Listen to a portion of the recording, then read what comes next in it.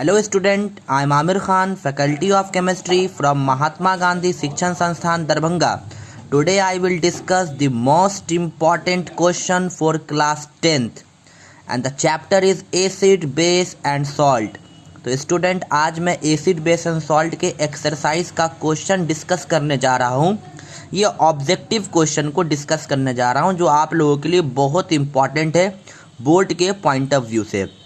क्योंकि स्टूडेंट जैसा कि आपको पता है कि अब बोर्ड एग्जामिनेशन में ऑब्जेक्टिव क्वेश्चन भी आते हैं।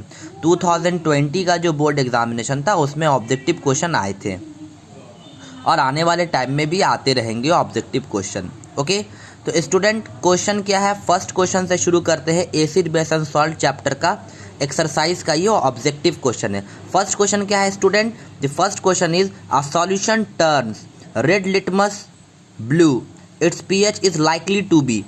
कोई सॉल्यूशन है स्टूडेंट जो रेड लिटमस को ब्लू में कन्वर्ट कर रहा है। तो अब एक बात बताओ स्टूडेंट, रेड लिटमस को ब्लू में कौन कन्वर्ट करता है? बेस। और बेस की पीएच हमेशा 7 से ज़्यादा होती है। तो इस ऑप्शन में जो पीएच होगा उस सब्सटेंस का वो 7 से ज़्यादा, तो 7 से ज़्यादा इसमें ऑप्शन में क्या है? डी। तो राइट आंसर हो जाएगा डी, मतलब 10। तो कोई सॉल्यूशन है जो रेड लिटमस को ब्लू में कन्वर्ट कर रहा है, इसका मतलब वो बेस है। तो अकॉर्डिंग टू ऑप्शन बेस की पीएच 7 से ज़्यादा होती है। तो यहाँ पर अकॉर्डिंग टू ऑप्शन 7 से ज़्यादा क्या है? 10। तो राइट आंसर होगा डी। अब नेक्स्ट क्वेश्चन पे आते हैं स्टूडेंट। क्वेश्चन क्या है? A solution react with crushed egg shell. Student अब ये कर्स्ड एग शेल क्या होता है? तो कर्स्ड एग शेल का मतलब हो गया अंडे का छिलका। वो जो मुर्गी का जो अंडा होता है ना, उसका जो छिलका होता है, उसका जो कवर होता है, वो बना होता है कैल्शियम कार्बोनेट से। आप बस यहाँ पे कर्स्ट को हटा दो, आप एक शेल पे ध्यान दो। किस पे ध्यान दो? एक शेल पे। तो एक शेल का मतलब क्या होता है? एग का कवर, अंडे का कवर। तो मुर्गी का जो अंडा होता है उसका जो कवर होता है वो किसका बना होता है? कैल्शियम कार्बोनेट का। और वो सिर्फ बर्ड के लिए ही नहीं, मैं आपको बता दूं जितने भी रिप्टाइल्स होते हैं, रिप्टाइल्स भी के बारे में भी आपको पता है कि रिप्टाइल्स भी ओवीपेरस होते हैं।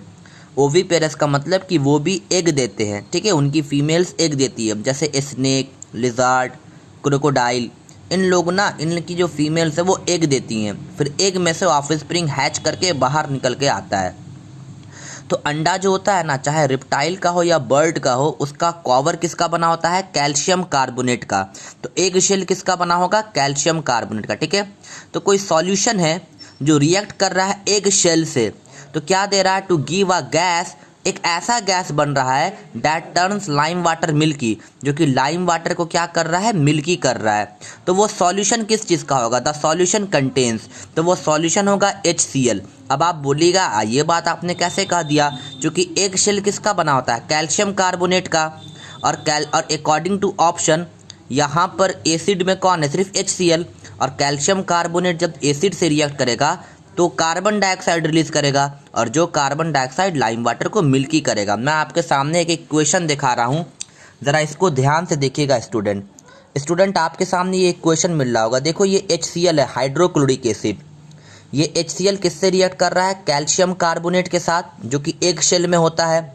तो एसिड और मेटल का कार्बोनेट जब रिएक्ट करता है तो क्या बनता है? सॉल्ट बनता है, वाटर बनता है, और कार्बन डाइऑक्साइड रिलीज होता है इफरविसेंस के साथ। तो यही वो सॉल्यूशन है HCl का बना हुआ। तो कोई सॉल्यूशन होगा HCl का बना हुआ जो एग के शेल से रिएक्ट कर रहा, मतलब कैल्शियम कार्बोनेट से। तो सॉल्ट वाटर, और यही वो कार्बन डाइऑक्साइड है, यही वो गैस है जो लाइम वाटर मतलब कैल्शियम हाइड्रोक्साइड को मिल्की कर देगा। तो देखिए कार्बन डाइऑक्साइड जब कैल्शियम हाइड्रोक्साइड से रिएक्ट करेगा ना, तो कैल्शियम कार्बोनेट और वाटर बनाएगा, तो जिसकी वजह से लाइम वाटर जो है ना वो मिल्की हो जाएगा। क्योंकि कैल्शियम कार्बोनेट का मतलब मार्बल होता है, और जब ये वाटर के साथ मिल जाता है ना तो ये मिल्की हो जाता है, ठीक है।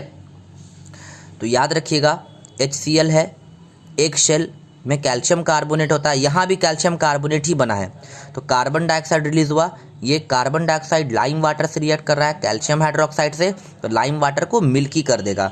मतलब स्टूडेंट वो जो हम लोगों का सॉल्यूशन होगा उस सॉल्यूशन में क्या होगा? HCl, तभी तो वो इसके साथ रिएक्ट किया। अब स्टूडेंट क्वेश्चन नंबर 4 में आते हैं। 10 ml of a solution of NaOH is found to be completely neutralise by 8 ml of a given solution of HCl।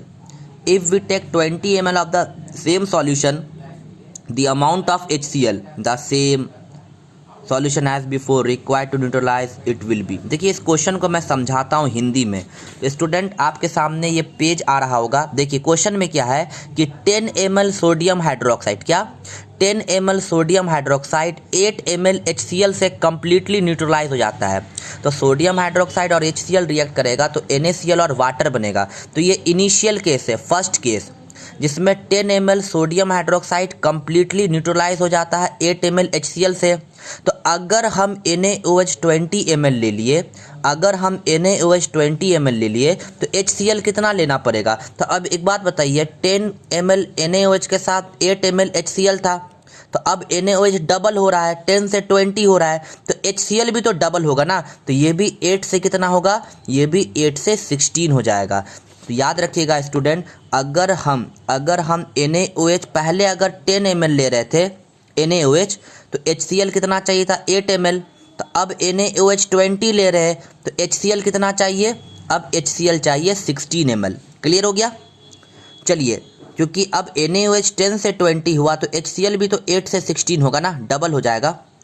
अब अगला क्वेश्चन क्या है, which one of the flowing types of medicine is used for treatment of indigestion. Antacid, antacid को हम लोग इस्तेमाल करते हैं किसके लिए, इंडाइजेशन के लिए, जो कि मिल्क ऑफ मैग्नीशिया का जनरली बना होता है। एंटासिड किसको कहते हैं, जो एसिड के इफेक्ट को कम कर दे, मतलब चीज़ों को न्यूट्रलाइज कर दे, जो एसिड अटैक को या एसिड इफेक्ट को न्यूट्रलाइज कर दे, वो एंटासिड है। ठीक है, हम लोग को जब इंडाइजेशन हो जाता है ना तो एंटासिड लेते हैं, क्योंकि स्टमक में जब एसिडिटी हो जाती है, HCl बढ़ जाता है, तो एंटासिड लेने से वो न्यूट्रलाइज हो जाता है। ओके, अब पांचवा क्वेश्चन क्या है, तो पांचवा क्वेश्चन आपका इक्वेशन है, जो कि हम लोग बाद में कभी डिस्कस करेंगे। तो ये 3 बहुत ही इंपॉर्टेंट ऑब्जेक्टिव था और इस ऑब्जेक्टिव को मैंने अभी आपके सामने डिस्कस किया है। आई होप आपको ये वीडियो अच्छा लगा हो। अगर आपको कुछ और क्वेश्चन है या प्रॉब्लम है तो आप कमेंट बॉक्स में पूछ सकते हो। तो ये जितने भी ऑब्जेक्टिव्स थे बहुत ही ज़्यादा इम्पॉर्टेंट थे 10th के पॉइंट ऑफ व्यू से। Thank you so much. जय हिंद and have a nice day.